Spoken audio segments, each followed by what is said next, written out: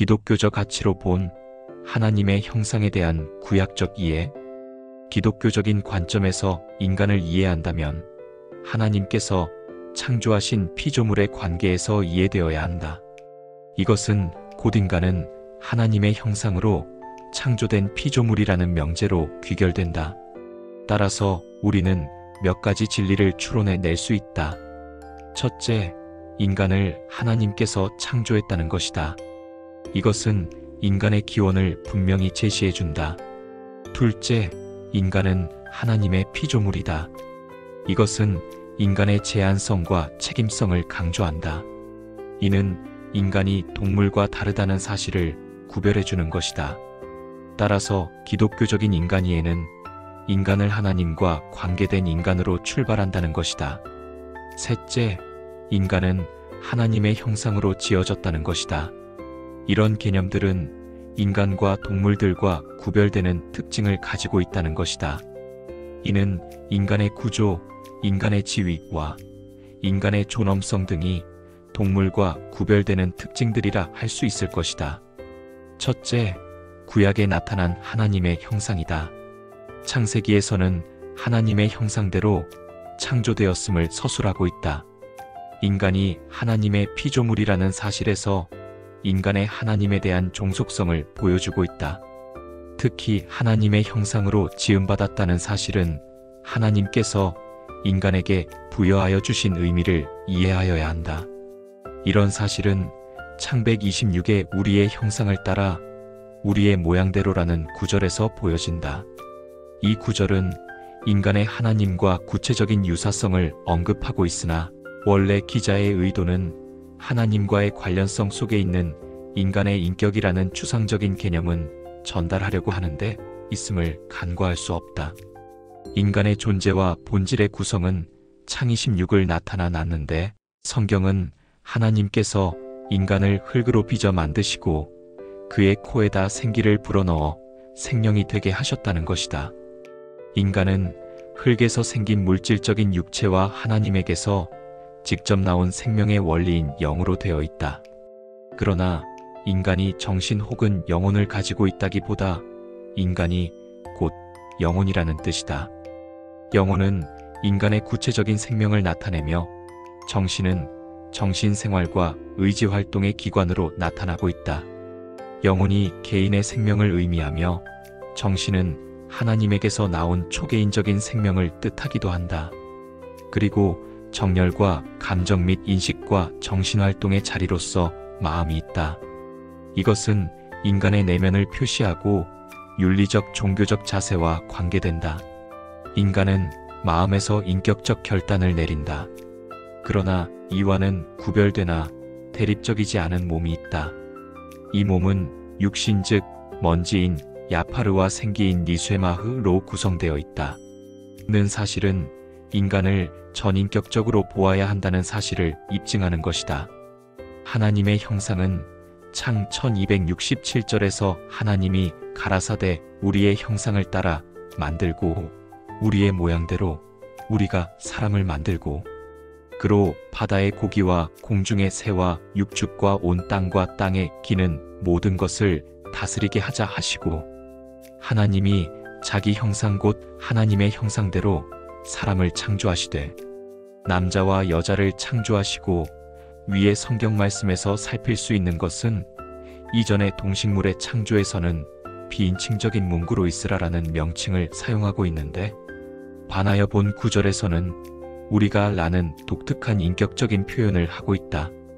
이러한 표현은 하나님의 깊고도 넓은 경륜 속에서 인간을 만드시기로 작정하시는 모습 속으로 인간의 창조가 세상과 구별되며 동시에 인간의 본성 속에 인간의 존귀한 모습을 내포하고 있음을 반영하는 것이다.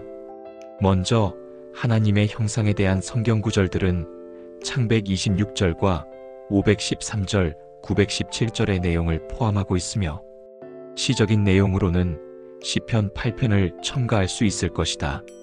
그리고 언어학적인 면에서는 창 126절의 우리의 형상에 대한 내용이 주요 논제의 쟁점이 될 것이기에 살펴보고자 한다. 첫째, 우리의 인칭 대명사는 장언복수이다.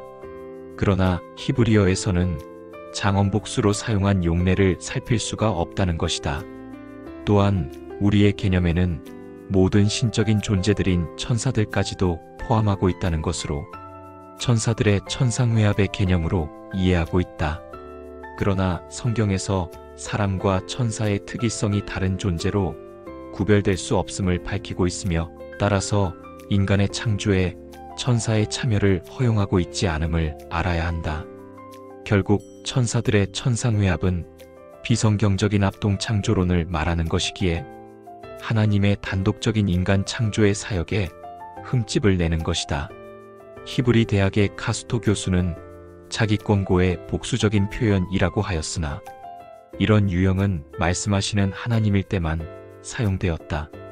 하나님의 삼위적인 창조를 말하는 것을 복수적으로 말씀하시는 인격적인 복수성을 나타내는 것이다. 이러한 해석은 삼위 하나님의 내재적인 교통하심을 통한 인간의 우리의 창조를 말하는 것이다. 이런 해석을 우리의 창조로 이해하여야 한다.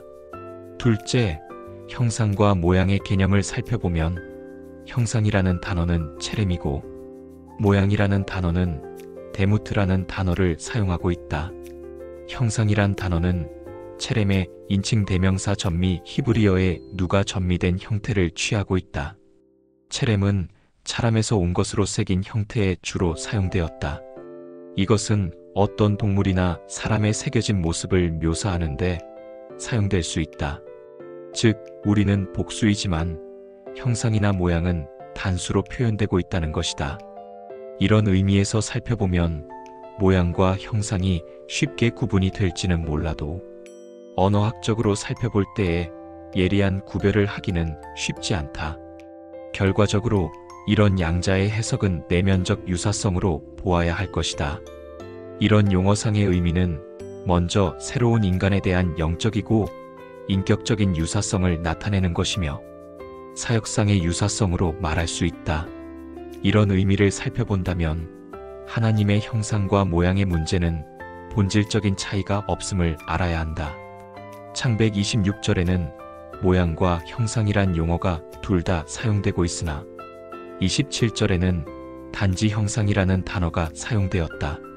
그런데 창 41절에서는 모양이란 용어만 사용되었다. 또한 창 53절에는 두 용어가 모두 사용되었으며 126절에는 역순으로 표현되었다는 것이다. 그리고 96절에는 형상이라는 말만 사용되고 있다. 이것은 인간 존재의 상이한 국면들을 묘사하기 위하여 사용된 단어가 아닌 것을 살필 수 있다. 신약에서 고전 117절에서는 형상과 영광이 골 310절에서는 단지 영광이라는 단어를 사용하였고 약 39절에서는 모양이라는 단어만을 사용하고 있다.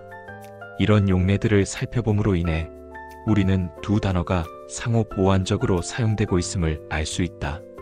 이런 사실은 사람이 하나님의 형상대로 창조되었으며 모양은 그가 후에 부여받았던 어떤 것이 아님을 알 수 있는 것이다. 그러므로 통상적인 견해는 모양이 형상이란 말에 첨가된 것은 그 형상이 가장 흡사하였다.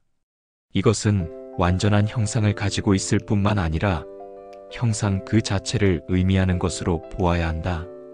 결론적으로 하나님의 형상은 형상과 모양이 개별적으로 사용한 것이 아니라 완전한 하나님의 형상이라는 의미를 강조하기 위해 사용된 것으로 인간은 하나님의 형상이다라는 의미를 밝히 드러내는 것이라 할 수 있다.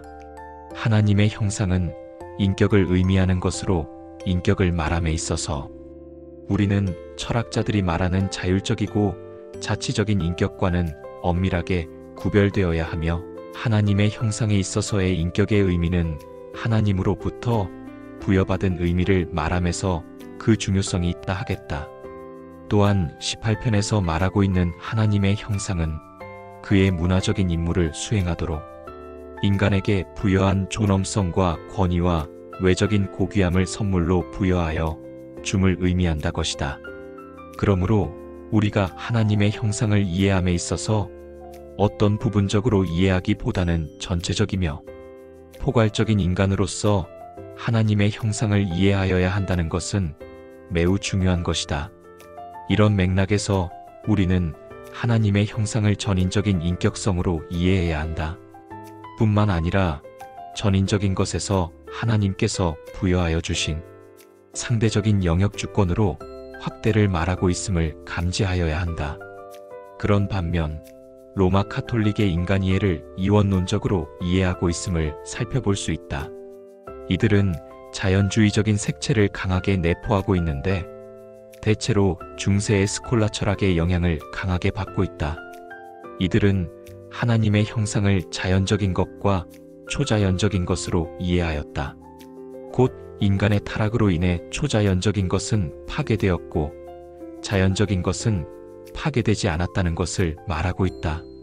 이것은 결국 인간의 이성인 양심의 판단력과 정의감, 그리고 의지의 자유 등으로 인해 하나님의 형상을 이해하고자 한 것이었다.